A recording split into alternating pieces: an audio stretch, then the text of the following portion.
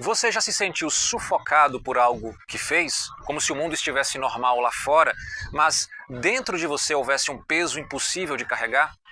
O Salmo 32 começa com uma libertação. Bem-aventurado aquele cuja transgressão é perdoada e cujo pecado é coberto.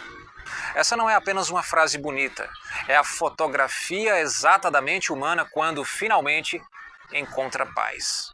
A neurociência nos mostra que a culpa, quando mal processada, vira um veneno emocional. O córtex pré-frontal entra em sobrecarga, os níveis de cortisol aumentam e a sensação de vergonha passa a minar decisões, relacionamentos, sonhos.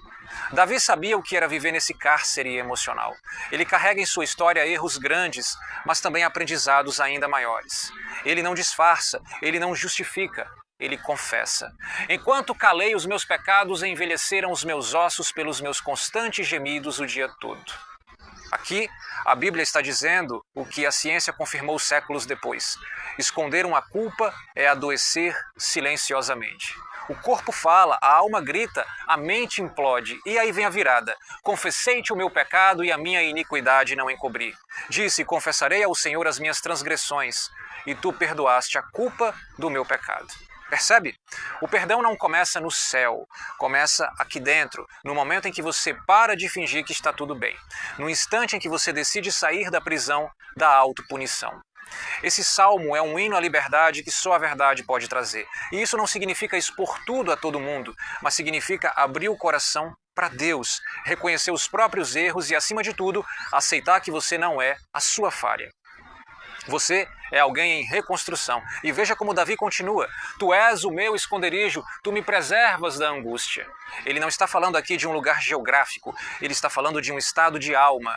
Quem se reconciliou com Deus encontra descanso, ainda que o mundo esteja um caos. É uma paz que não depende de circunstâncias, é a paz de quem já não precisa fingir ser alguém que não é. Mas o texto vai além. Instruir-te-ei e ensinar-te-ei o caminho que deves seguir, e sob as minhas vistas te darei conselho. O perdão não apenas cura, ele transforma, ele inaugura um novo ciclo, onde agora Deus mesmo se coloca como guia. Não há condenação, mas há direção. O passado perdoado abre caminho para um futuro restaurado. Só que há um aviso duro logo depois. Não sejais como o cavalo ou a mula que não tem entendimento. Em outras palavras, não endureça o coração. Não espere quebrar completamente para então reconhecer que você precisa de ajuda. A vida já é dura demais, minha gente. Não torne ela ainda mais difícil pela teimosia de negar o óbvio. Davi nos ensina que existe poder em se ajoelhar, que não há vergonha em dizer eu errei. Que a verdadeira grandeza não está em nunca falhar, mas em ter coragem para pedir perdão e humildade para recomeçar. Esse salmo é um convite à honestidade interior. Coisa rara no mundo feito de aparências. E sabe o que acontece com quem decide trilhar esse caminho? Muitos são os tormentos dos ímpios, mas o amor leal cerca quem confia no Senhor. Deus não cerca com julgamento, ele cerca com amor. Amor que acolhe, amor que reconstrói, amor que limpa até aquilo que a gente preferia esquecer. Quantas vezes você já se escondeu de você mesmo? Quantas máscaras precisou vestir para parecer forte? O Salmo 32 nos lembra que a vida é leve quando o coração é limpo e que o arrependimento sincero não é vergonha, é coragem. É como se o próprio Deus dissesse hoje para você: eu sei o que você fez, mas eu também sei quem você pode se tornar. E essa é a beleza do Evangelho.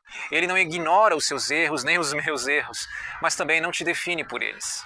Ele te chama para viver em paz, em verdade, em liberdade. Então, se esse conteúdo tocou você de alguma forma, aproveite e se inscreve aqui no canal. Deixe o seu like, ative o sininho das notificações para não perder nenhum conteúdo e compartilha com alguém que precisa saber. O perdão ainda é possível. E comenta aqui embaixo qual parte desse salmo mais falou com você hoje. Porque no fim de tudo, minha gente, a vida não é sobre perfeição, é sobre restauração. E o Salmo 32 é o testemunho vivo de que a alma humana só encontra descanso quando se permite ser perdoada. Então, respira fundo, olha para o alto e lembre, a culpa não tem a palavra final. Deus tem, e a palavra dele é graça.